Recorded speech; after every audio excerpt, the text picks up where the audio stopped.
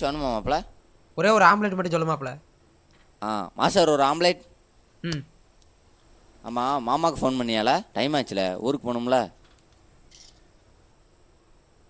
On the வே மாப்ள, பயப்படாத.